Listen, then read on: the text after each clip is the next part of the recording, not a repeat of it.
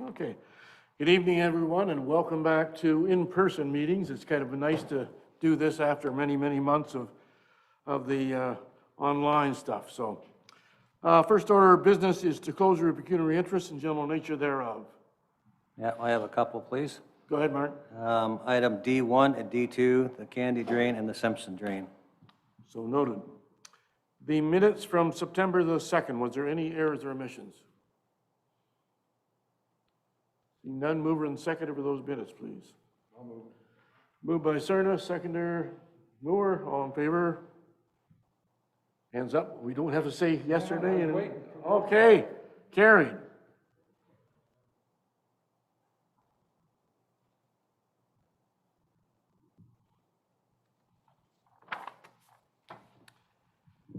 The next is a drainage report. I assume John Michael is doing this one?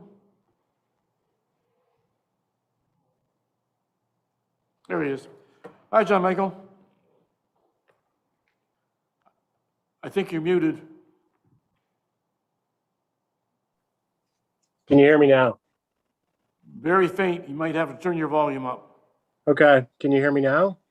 A little better. Better? Try again. All right. Maybe it's on our end. I don't know. I can hear you fine. Oh no. I don't know if that made any difference. Pretty faint yet. Okay. Yeah, my volume's at full. I don't know if there's a volume on the microphone or not. I guess I'll just have to speak really loudly. Well, Cecil's working on it. Okay. Just do another test. Can you hear me now? That's much better, much better. All right. Okay, this is in regard to the Candy Drain Branch number 4. Can you give us an outline of the nature of the proposed work? Sure. This meeting tonight is the construction of a new branch drain to the Candy Drain. It's a Section 4 petition. So it came about as the need or the desire for an outlet. Mr. Penner, who owns the property owned by the numbered company on the plan, he was developing a fourplex apartment building or condo building, and he required a legal outlet to deal with his stormwater management. So this report provides him drainage for his property. So what we're proposing to do is to construct an 8-inch diameter pipe from the Candy open drain through the Eastlink lands, through the Fairlands, and just into the property limits of Mr. Penner to provide him his legal outlet for his property and allow his site drainage to work for this new development. So it's essentially 211 meters of 8-inch diameter pipe, and the estimated cost is about $34,000, all paid by the developer. Okay, thank you, John Michael. Allison, has anyone submitted any comments in writing? Through you, Your Worship, I confirm. Through you, Your Worship, I can confirm that no submitted comments in writing have been received regarding this drainage report. Okay. Any discussion from council? I don't believe there's anyone else from the public on this one. Just one more, John Michael, what's the next steps in the process? Well, the next step is the consideration. So that date will be set tonight by yourself and council, and that is to deal with assessment appeals. Seeing as how the developer's paying all the costs, there's not a lot to appeal in terms of costs of the ratepayers. Thank you. All right, any mover and second, the engineer's report for the Candy Drain Branch number 4 is prepared by Streets Associate, dated July 14th, 2021, be accepted. And the bylaw number 21-64 being a bylaw provide for the Candy Drain Branch number 4 drainage works be read a first, second time and provisionally adopted. So mover and seconder for that. Jagger, Cerna, all in favor? Hands carried.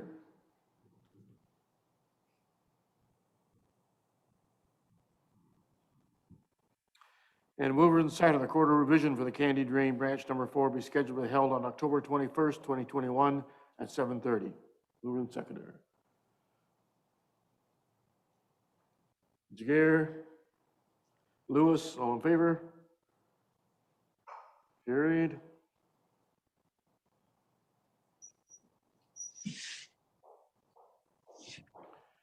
And finally, mover and second, the tenders for construction of a Candy Drain Branch Number 4 be requested for October 15th, 2020 at 11 o'clock. Cerna and Lewis, all in favor? Carried.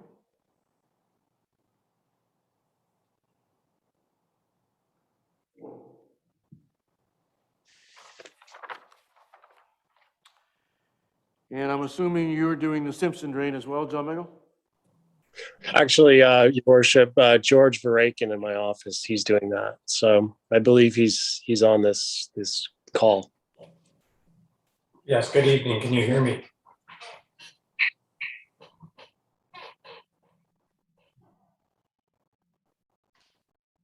Go ahead. Sorry, I can't turn my video on right now because of the, there we go. Excellent. Okay, there we go. Thank you. So yeah, we're here tonight for the consideration of the Simpson Drain reassessment. There was various reports in the past that have been completed on the Simpson Drain that were currently the standard for which the assessments were under. They varied from 1908 to 2002. So obviously with a report that's 100 years old, quite a few things were out of line with today's land uses and, you know, the geometry and the properties in question. So we were appointed under section 76 because I believe there was work completed on the channel that needs to be filled out as maintenance. And the schedules are no longer in touch. The project starts at Catfish Creek and goes to a head around Lions Line. There's approximately 6,700 acres that are tributary to the Simpson Drain and approximately 500 properties, including the village of Springfield. You know, we tried to make this as easy as possible. We've provided 4 different schedules for each of the geographically different locations. You know, the ditch downstream of the village has one schedule, the ditch through the village has another schedule, the ditch upstream of the village has a schedule, and then the upstream tile portion has been given a new schedule as well, just to update some of the land use changes up there, including tiling and some realignment of those properties. So, you know, we used a standard Todgeman method to assess this drain. You know, we looked at all the drains in the area, figured out what the most up-to-date reports were, updated the areas appropriately, and have made the changes to the assessment schedules to reflect these changes, while still honoring the historical assessments on these drains and what's been assessed historically. In the future, I anticipate, you know, this will allow the municipality to complete maintenance and bill out maintenance much simpler, and I don't know if there's any questions from council. Okay, thank you, George. Allison, was there any submissions in comments in writing? Through you, Your Worship, I can confirm that there was no written comments submitted for this drainage report. Okay. Any questions from members of council? Oh, go ahead, Max.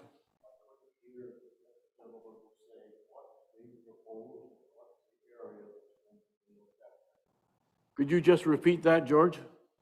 I couldn't hear that, sorry. Oh, he was asking the area that is being proposed. The area that's being serviced is about 6,700 acres.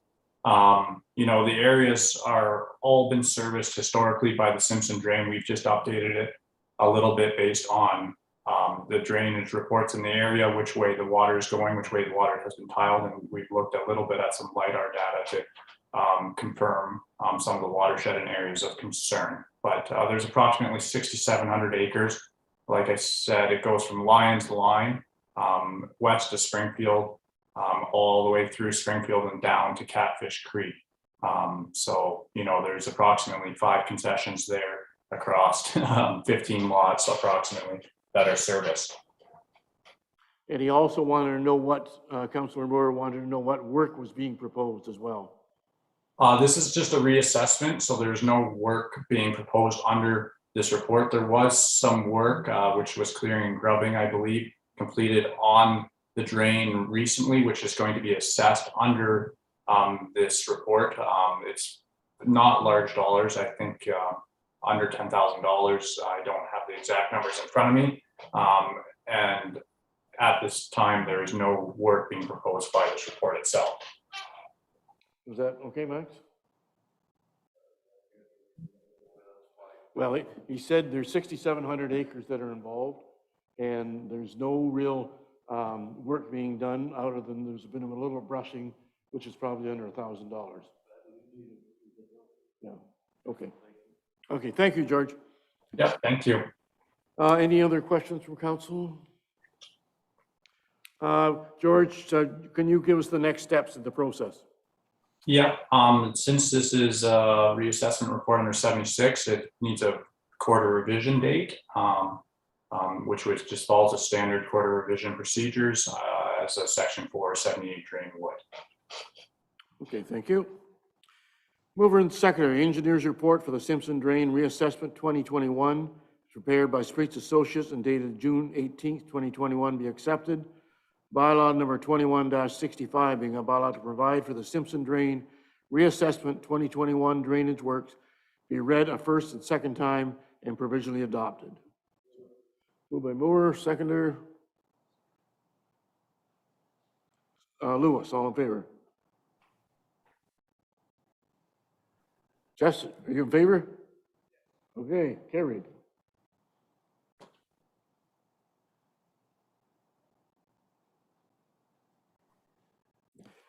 And finally, mover and seconder, the quarter revision for the Simpson Drain Reassessment 2021 is scheduled for held on October 21st, 2021 at 7:30. So mover and seconder of that one. Cerna and Glinsky, all in favor? Carried.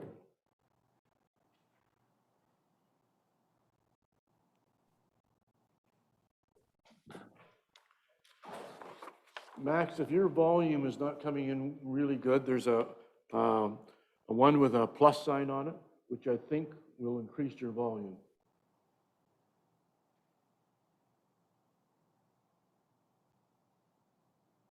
See how that works.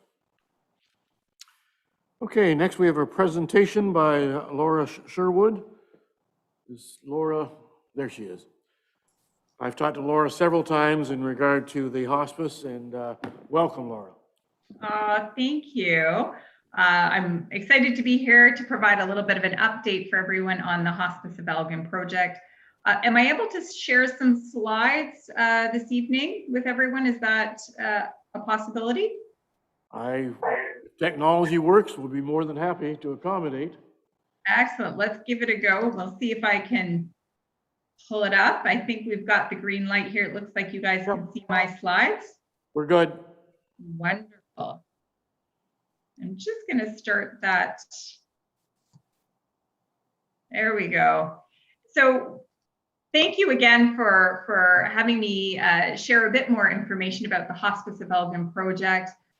This is an extremely important project within our community, and I hope today, for those that aren't familiar with hospice, I look forward to sharing a little bit more about what is a hospice, giving you an opportunity to see some of the behind the scenes of various hospices in the province, and also provide an update on where we're at in the project here for Elgin County. We've got some exciting updates that I look forward to sharing this evening. I won't go through all of the slides. I believe that everyone's received those in advance, but wanted to just touch on why does this project matter so much for our community? And healthcare, I think through the last few years, it has been a heightened priority. We are all aware of how important that is.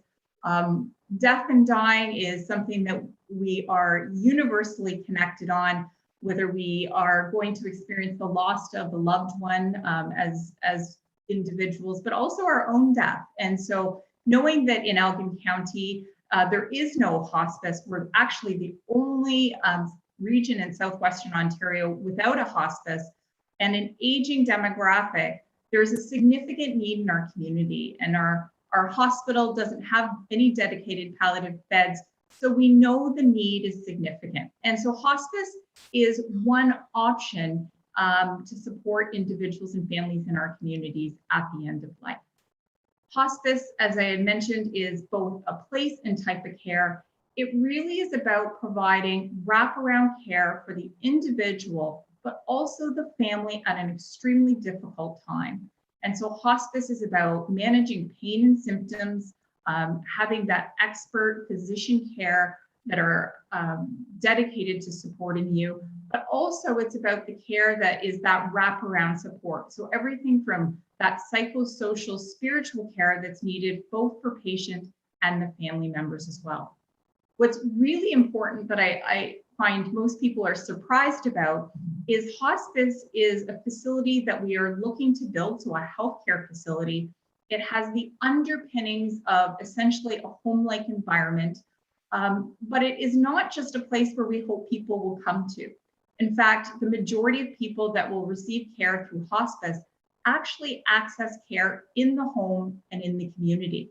So our goal is not to have people come, but if home is no longer an option and more supports are needed, then hospice is also that place where they can come.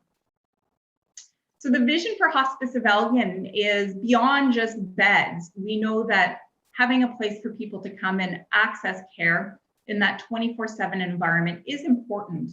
But what's also equally as important is that in Elgin, we have an opportunity to build a new model of hospice care. And that includes really what we're calling a campus of care.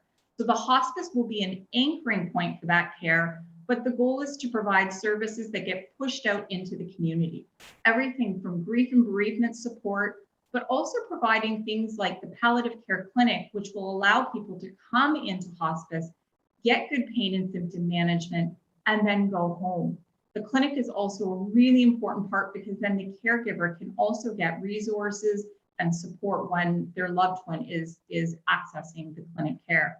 In addition to that, we are exploring new models around respite care so that people can come to hospice, receive the care that they need, but also leave and go home. And so I know some people think hospice is just a place where you go to die, and that couldn't be farther than the truth. And so we want to build a model that really supports what the needs are of this community, and having a space where people can come, but then return back home in the desired setting that they want to spend their final moments is an important part of hospice. We also have children's programs, and I always remind people that not everyone has the luxury of dying in, when they're 100 or beyond. And so we are seeing a lot younger families come into care. And often 1 out of every 10 beds is a family member that's under the age of 45. So supporting kids on that journey and the care that their mom or dad may receive is an important part of that care, in addition to children coming into the care of hospice as they visit a grandparent or a family friend or neighbor. So as I mentioned, for those who've never been into hospice, they always ask me, what does it look like? What is it really like? And so this is a bit of a show and tell on what are some of the hospices in our region. The hospice with the pool, kind of a reflection pool coming out of the wall, is Chatham-Kent's Hospice. Their nod to some of the natural environments is a really important part of hospice in creating a therapeutic environment. The timber structure design is actually Jessica's house in Exeter. It is one of the smaller hospices in the region, but you'll notice that the stone construction and the timber frames are really part of creating more of that home-like environment. And you can see the inside of Brantford Stedman House at the top right, which has the comforts of home, from the cushions to the spaces where families really can just come together and continue to live right until the very end. And of course, the gardens are a tremendous part of hospice in creating a therapeutic space, both for the residents, but also for families who are going through a very difficult journey. Having access to step out of the rooms and be able to take a breath during very difficult conversations and moments is also an important part of the hospice journey. And the kitchen, so these are just examples from the bottom with the live edge wall. It's actually a 2-story green wall, is part of Chapman House in Owen Sound. And you can see the volunteers that are a part of the hub really of hospice, making many meals for the residents. We anticipate when doors open in Elgin, we'll have just over 200 volunteers that will dedicate tremendous amount of time and expertise to be able to keep the hospice running. So it really is a meaningful opportunity for people to give back and care for the people of our community. So we're excited about that tremendous volunteer contribution. But you can see the different examples from Matthew's House to Stedman House again, which just really illustrate it's somewhat an extension of a home-like environment. But I always remind people that we are building a healthcare facility. And so it needs to have all the safety and infection control principles applied into the design. And so this is a sample of what a room might look like in Hospice of Elgin. All of the wood structures actually have the medical equipment and lifts that are tucked up inside that environment. So it's intentionally designed to create as much of a home-like environment as possible. Everything from quilts on the beds. These are actually what we call cuddle beds. So it's large enough and has an extension so that the loved one can climb in and have those final snuggles as well. We've got the TV, which is an important connector because not all family live close by, and that allows them to leverage that technology to connect with their loved ones. Workspaces for the younger families that still need to work and or visitors that still need to have some access to the work environment while visiting their loved ones. So all of those features, from the fireplace to the wood floor to the blinds, are all part of creating more of a warm environment for the residents of hospice. So the hospice difference, again, not going through all of the details, but essentially what I think is the most important part of hospice is that while hospice may be a place where people come for their final days or come into our care for those final days, it really is all about wrapping around care and support for them and their families during an incredibly difficult time and helping them continue to live. There is so much joy and laughter that is in hospice, and it's all the small things. It's about how we ensure that visiting hours don't exist. Pets are welcome and part of the family. How the sights and the sounds and the smells of fresh baked cookies are part of that hospice experience. We essentially provide person-centered care for the resident and their family for whatever their needs are when they come into hospice. And so, of course, the impact of building a hospice in our community goes beyond care. It really is about job creation. It's about the economic impact. It's about the volunteer support that we talked about. And we know that in addition to the impact of building a hospice, that we will be creating new jobs and sustaining palliative care expertise in our community for when we need it. Within the first year of operations, we anticipate serving just over 500 people in our community each and every year. And ironically, 400 of those people, actually that care happens in the home or in the community. So recently we have some big news. Our hearts have landed as we're kind of framing it, that hospice will be located at 2 South Edgegrove Road in St. Thomas. While centrally located, it will be about building programs and services that stretch out to the far east and west of our community. And so what I can say though, it's a very special site for those who have not been there. We are looking to maintain the integrity of the beautiful forest and all the natural environment. So we actually hope to maintain the hospice to be tucked in the woods at the top of the hill on Waterworks Park. So you'll have a beautiful, tranquil setting to spend those final moments, but you'll also hear the underpinnings of the joy and laughter of kids playing in the park or the nearby school. So we're very excited about that. And we just as today have launched on our Facebook site that the design process is beginning. And so we're inviting the community to register and sign up to participating in helping us understand what matters most to this community. And so we hope that people will share their hearts, their minds, their values to help shape essentially what will be hospice for Elgin County. So I guess the question is, how can you help? I hope that, first of all, I provided a little bit of an update on what is hospice, why it matters for our community, and that the impact it will have. And so my ask to you today is to spread the word, help continue to advocate for, I would say, essentially a project that will transform and care for so many families for years to come. This truly is a once in a generation project, and we're so excited to be able to continue to share more with you both today and as we move through the project. So I'm not sure if anyone has any questions or whatnot. I'm happy to answer anything. Thank you, Laura, for that presentation. As you're well aware, I'm a big advocate of hospice in Elgin County. And I know that Elgin County, as well as the staff, or Malahide Township, as well as the staff, see value in hospice. So but I will open it up to any questions that any of the Malahide Council may have of Laura. Any questions? No burning questions. I know you've made the papers numerous times, so I think people are well aware of it. And congratulations on your progress, and it's nice to see it's going forward. You know, thank you so much. I'm just thrilled by your support, and I would encourage, if anyone has any questions or interested, quite frankly, in participating, please encourage people to get involved in this project. It truly is an opportunity to build and shape healthcare. And we want to know, I think that's going to be the strength of Hospice of Elgin, is really having the hearts and the minds of the community anchored in the design and programs that are offered. So thank you so much for your support.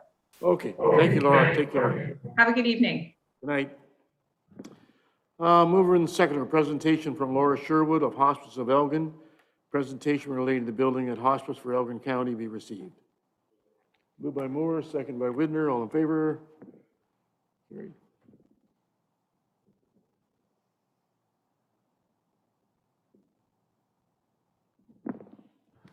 Through you, Your Worship, may I take a quick moment to remind staff and council about the microphones?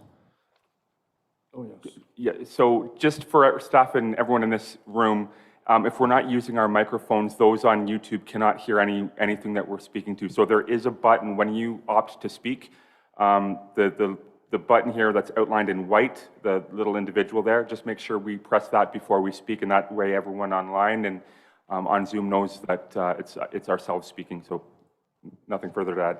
Okay, thanks, Adam. Next, we have the Emergency Service Activity Report. Don. Mayor, Deputy Mayor, Council, you have the activity report for August in front of you. I can answer any questions you may have. Questions for Don about the activity report for August? We're going to let you off early there, Don, so thank you for the report. Mover and seconder, report number F21-12, entitled Emergency Service Activity Report, August, be received.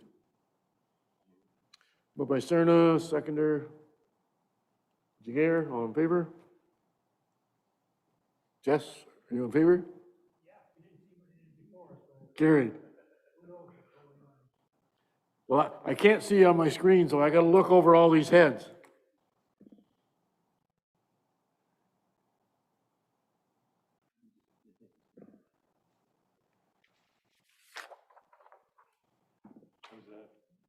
Ready?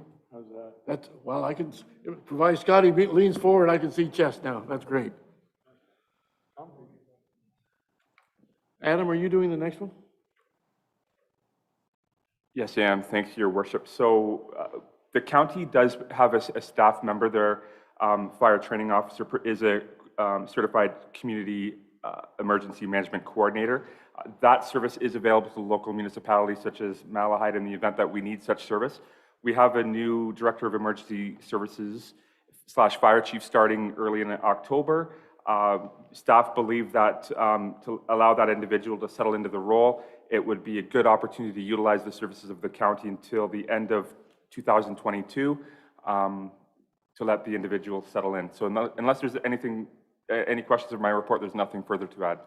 Okay, thanks, Adam. Questions for Adam on the emergency management coordinator? Mayor Manel, how often did we use that service in years gone by?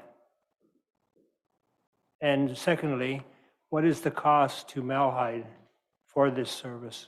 Adam? So through you, Your Worship, the recommendation of this report requires the county will require to get confirmation from county council in order to provide such service. We can come back to a subsequent meeting with that information. With regards to how much we've used the service, that's information I don't have in front of me right now, but in the event of an emergency, we do have to have that position in place regardless if it's a local staff person or somebody that we utilize through another agency such as the county. So we can have the frequency in a follow-up report as well as the cost of the service in a follow-up report. I can just add to that, Jess. When our previous fire chief, he had the qualifications for the emergency management. The new one does not, but we are required to have that position filled. And so the county will fill in that position until our new chief is qualified, and there is no charge. Thank you. Okay. Any other questions for Adam or myself? Mover and second, report number F2112 entitled Reappointment of Community Emergency Management Coordinator be received. Staff be authorized to request and seek the reappointment of the County of Elgin's Community Emergency Management Coordinator until December 31st, 2022. Mover and seconder, Jelinski. Seconder, Widner, all in favor? Max, are you in favor? Carried.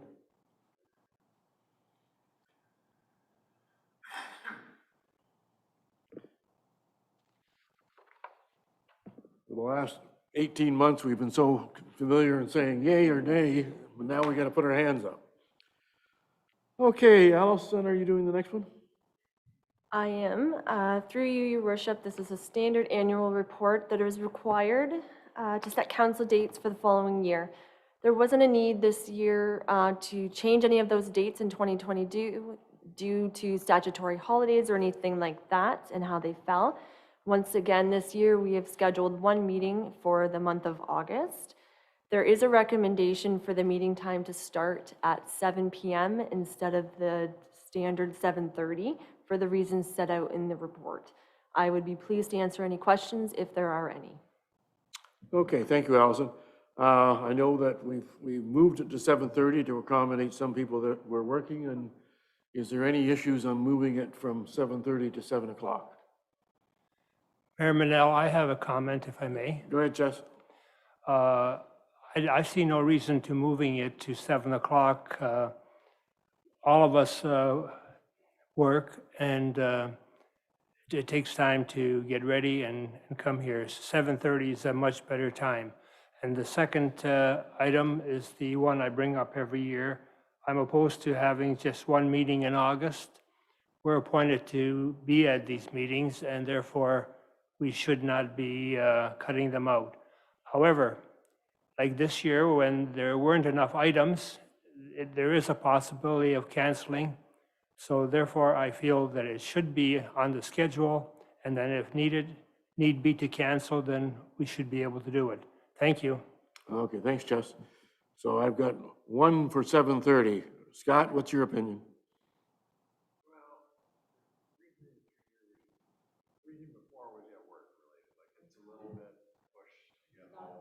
Oh, hit the, Yeah, new things, eh? Our digital dog. Yeah. The reasoning I see here, though, does sort of make a guy want to say, okay, I can try to rush it. It is a rush for somebody that works until after 5 to go home and then make yourself presentable at a meeting. So I'm on the fence. no such thing as on the fence, Scott. Are you 7 or 7:30? o'clock's fine. I can make it work. If it accommodates and helps, I would make it work. You can live with 7? I can live with 7 if it helps. Go ahead, Dominic. Mr. Mayor, just a point of order, before we essentially vote individually, could we have a full discussion and then vote? This is more of a straw. Or straw, This but is- it, this but is a it straw feels to like see where we're it feels a coming. little bit like Councillor Lewis is being pressured to vote one way or another before we've had a back and forth discussion. So that would be my preference, that we can have more of a discussion and then express an opinion one way or another. if that's Okay, well, Allison has given outlines of the reasoning. Do you want to expand on that, Allison? Through you, your worship, there are a few items that I could touch on. We are the only township within Elgin County that starts at 7:30. The others start at 7. There are a few that actually have a 5:30 start, and there's one that alternates between a 7 and even a morning meeting as well.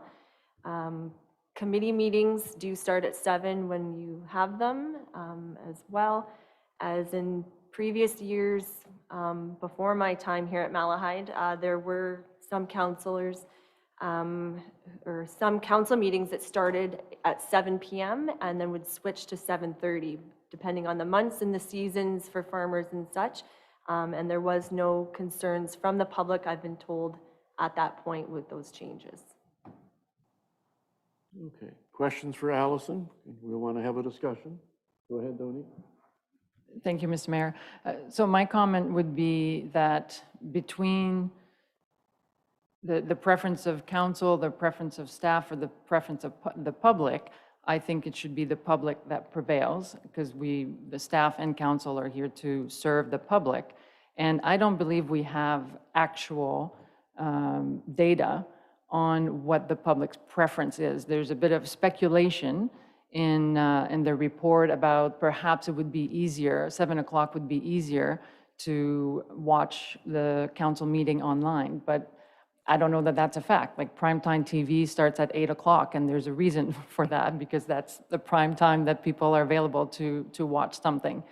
And we can't really base it on what other municipalities are doing, because that's not relevant to our constituents. So they perhaps polled their own municipality, their own residents, and came up with that conclusion. So I know, as staff have pointed out, that as council, we're capable of meeting at 7, because when we're required to do so, we've been able to, so we're able to accommodate that. But to me, there isn't a rush to make the decision tonight, and I'm wondering, could we even just poll our residents on social media, for example, since those who access social media would likely be the same people who are more likely to also watch a council meeting online, instead of taking more of a arbitrary decision. I guess that's possible. I don't know if it's necessary that we put staff to polling to see what the residents think. We were at 7 o'clock for probably 40 years. People seem to be very satisfied with that. And it was 7:30 was changed just to accommodate some of those of us who were farming. Certainly, I'm prepared tonight to make it a decision based on what council thinks. So I think council is the one that needs to accommodate this and not the public. So I'm going to go, we got 2 opinions. Rick, what's yours? I like to keep it at the 7:30 time start. I think it's fair for everybody. You're not rushed. If you're working, you don't have to hurry or skip supper to get to the meeting. Half an hour shouldn't bother anybody that can just go to their couch or their computer room and watch the meeting. It shouldn't matter to them. Okay. But if they'd had a drive here, it would have mattered big time. All right, so you're 7:30. I'm a 7:30 guy. I can accommodate 7 o'clock. Dominique, what's your opinion? I would say that we don't have enough information to make a change, so it should stay the same unless we hear otherwise from our constituents. Okay, I'm going to put you down at 7:30. Max? Leave it at 7:30, Mr. Mayor. It's been there for 20 years, as far as I'm concerned, probably 21, 22, I don't know. Leave it alone. Okay. The And public is used to those times, and they start changing it, then we're going to get some confusion, particularly in the first little while. So thank you. okay, Mark? Yeah, 7:30 is probably right.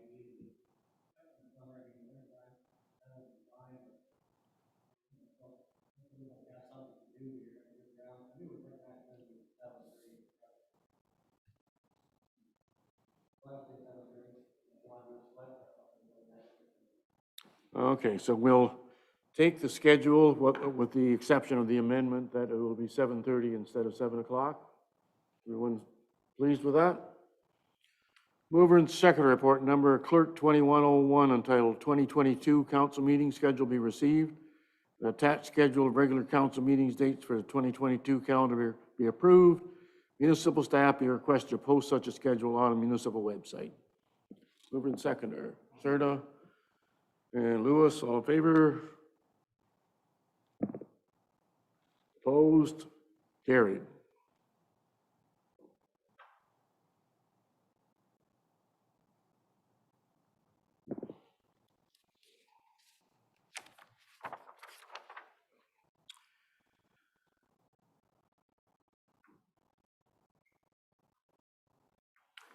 Oh, this is the legal service. Are you doing that one, Adam?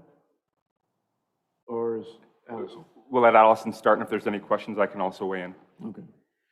So through you, Your Worship, this is simply an update to deal with new staff in their legal department. The township, as far as I can understand, hasn't utilized this service in the past as much as other Elgin municipalities have. So staff are looking to strengthen the relationship and rely on some of these services moving forward, and hoping that there could be possibly a cost savings to doing this. And as Adam stated, we'd be pleased to answer any questions if you have them. Okay, thanks, Allison. And Adam and I talked about this, and Michelle had a legal team out of London that was very specific on what they did. And we didn't use the county solicitor, even though it was much cheaper. But I do think it's probably time that we explored the county solicitor, and the rates are half the price is what we were paying. So I think it's worthwhile, and certainly if we're not satisfied, we can go back to the other solicitor. So questions for Adam or Allison? Seeing that? Mayor Manel, I have a question. Go ahead, Chess. You said half the cost. Is it half the cost using the firm out of London, or half the cost if we went with the county? Half the cost of what we were being charged out of London. I think London was over 200, and I think the county is 110. Is that? 195. For Gibson, 195. It's 195. But at any rate, it was much more out of London. Any other questions? Seeing none, mover and seconder report number clerk 2102 entitled County of Elgin Legal Services Update and a Memorandum of Understanding be received for information. And the council proceed with the adoption of the bylaw number 2171 authorizing the mayor and clerk to sign the Memorandum of Understanding with the County of Elgin with regard to the provision of legal services. Lewis and Galinsky, all in favor? Carried.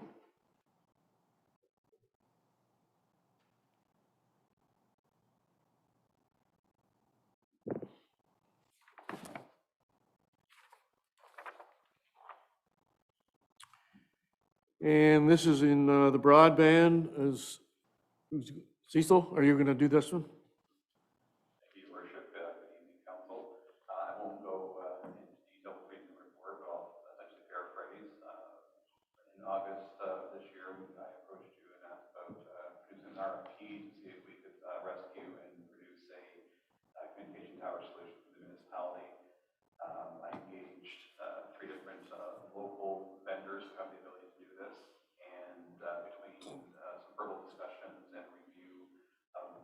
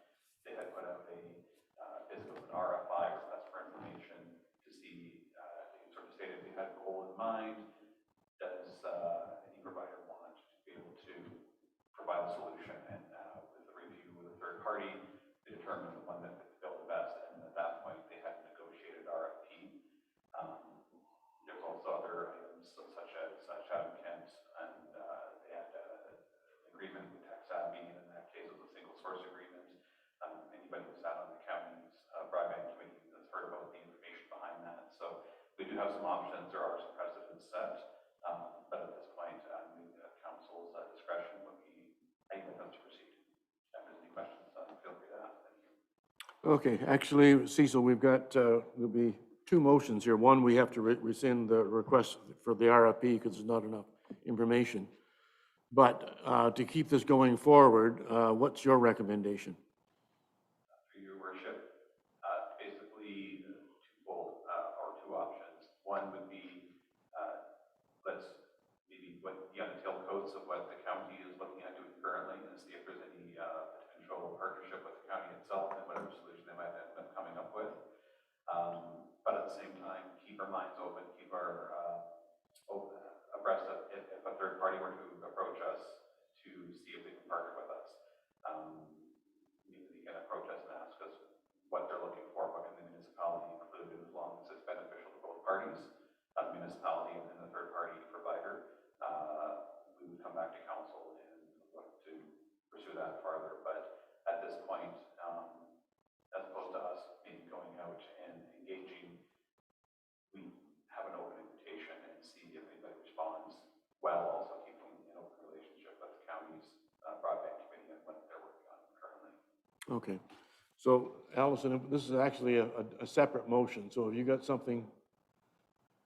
First of all, we have to rescind the RFP. Go ahead. I don't actually believe you need to rescind the motion. This is just to, all we could use is the resolution that is here to then say that council direct staff not to proceed with the RFP. So we don't need to rescind the motion. And in fact, I don't think this is just a title of the report. That's my understanding. The title is to rescind a request for proposal.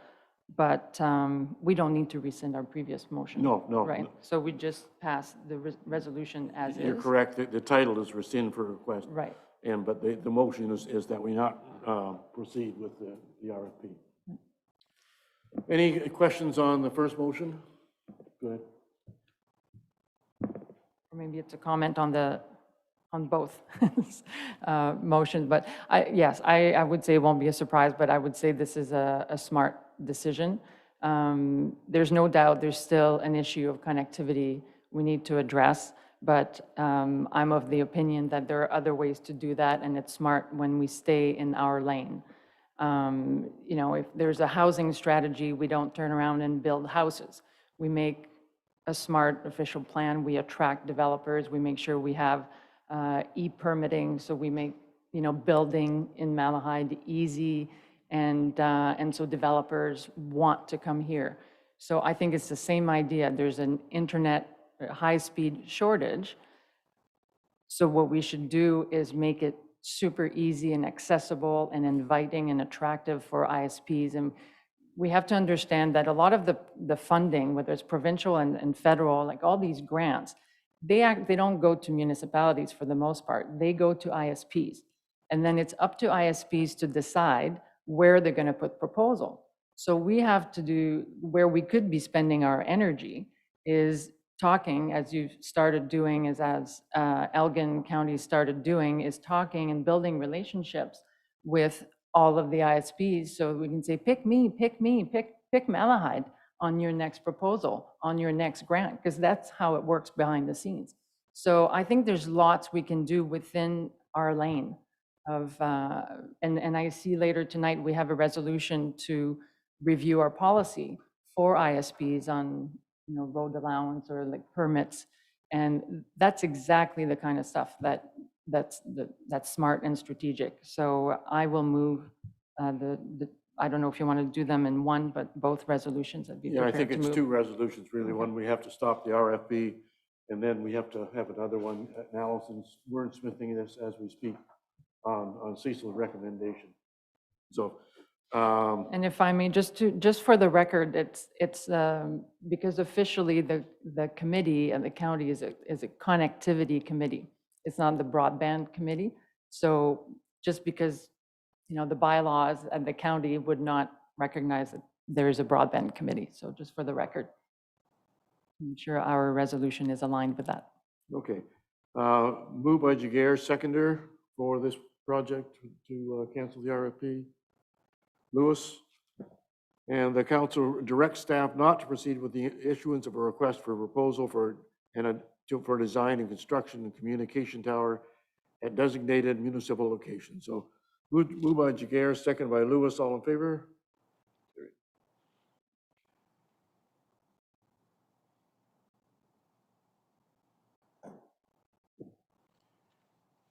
Now Cecil's recommendation, have you got something wordsmith there, Allison?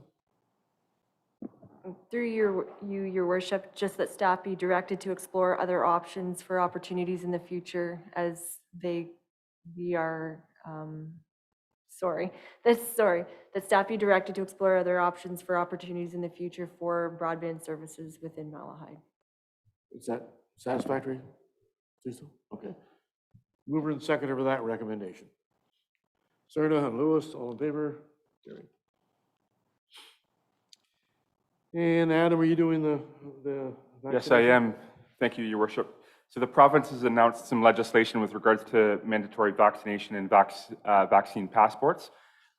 So not going into too much detail with my report, but seeking direction from council to work on a policy that would apply to, that would be adopted or brought forward for consideration at the council's next meeting with regards to a formal vaccine policy. I can add that county council did adopt a similar policy at its meeting on Tuesday morning. We would be looking at working on a policy very similar to that policy that the county saw and adopted. Okay, thank you, Adam. And I think it's important that all the municipalities in Elgin have a very similar policy in regard to the vaccination. So questions for Adam on this one? Seeing none. Mover and seconder, report number HR 2114 entitled Workplace COVID-19 Vaccination Policy be received. Township staff and directed to develop a vaccination policy to be considered for adoption by council at the October 7th, 2021 meeting. Lewis or Moore and Widner, all in favor? Carried.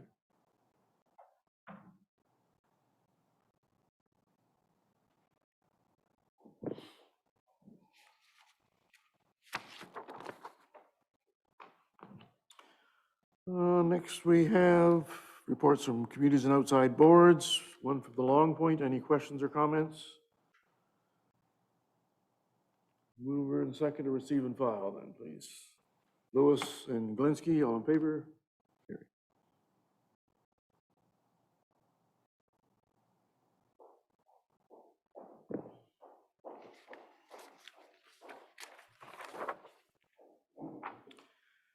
And we have 8 items from correspondence. Anyone wish to make comment or support? Mark?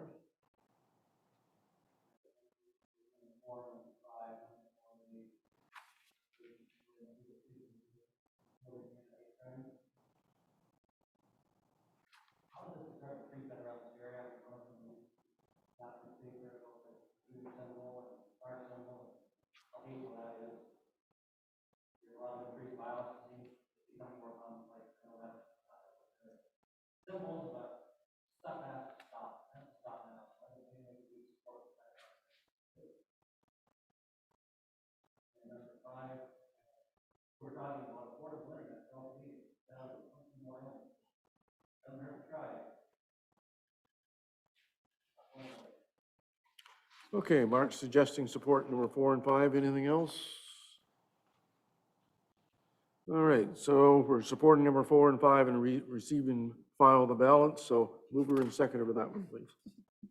Widner and Lewis, all in favor? Carried.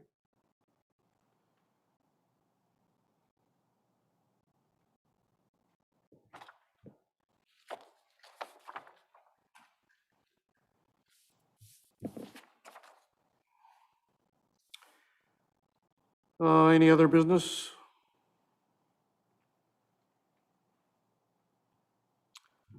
Policy for internet access. Who's dealing?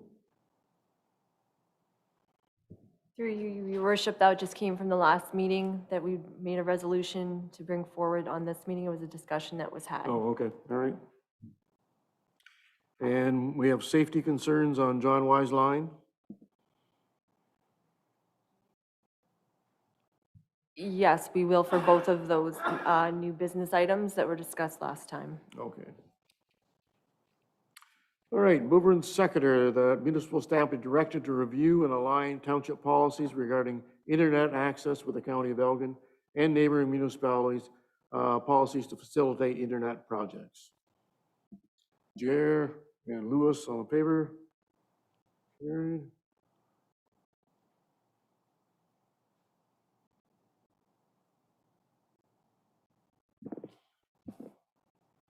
And I must have missed this on request for John Wise line, because when I saw this, I thought we were talking about 52. And so I questioned it, but Chester, did you bring that up at last meeting? Okay, then my apologies. That's correct. I don't remember it, so. Mover and seconder, Malahide Township Council requests the County of Elgin review the Imperial Road and John Wise line intersection to determine what safety enhancements could be implemented, and this intersection be reviewed during the completion of the County of Elgin Transportation Master Plan. Blinsky and Lewis, all in favor?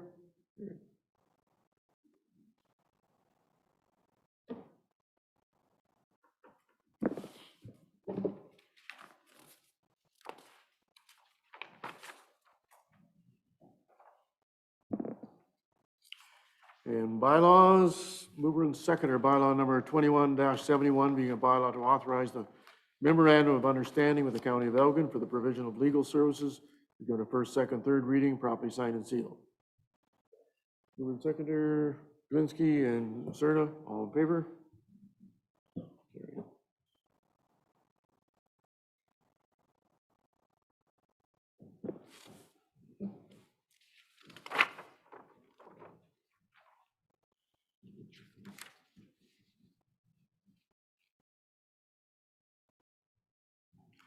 And mover and seconder, bylaw number 21-72 being a bylaw to appoint the Director of Fire and Emergency Service. We go to first, second, third reading, properly signed and sealed. Lewis and Moore, all in favor? Carried.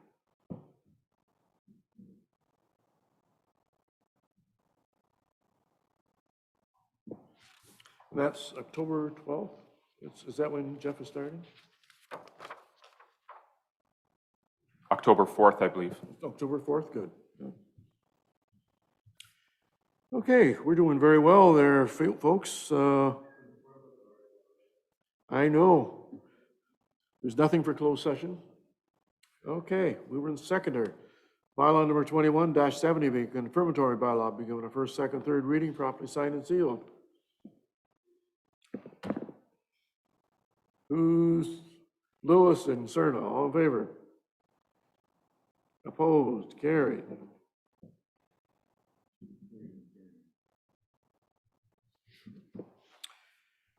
And we were in second of the council adjourn this meeting at 7:20 or 8:29. Yeah.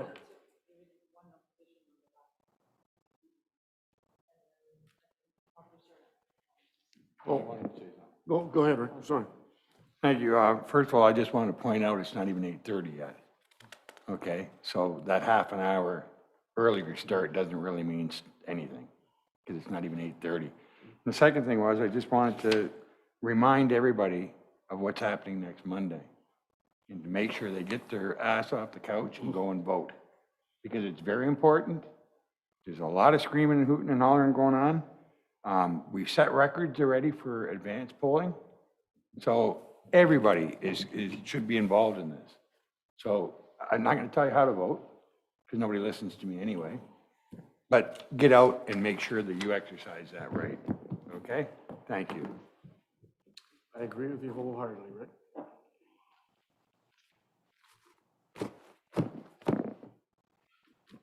By the way, I voted on Sunday. Go ahead, Max. Pardon? Did we do that one? Oh. Thank you.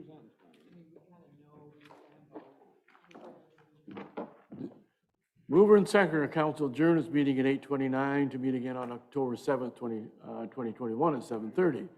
Jelinski and Widner, all in favor? Carried. Thank you. Yeah.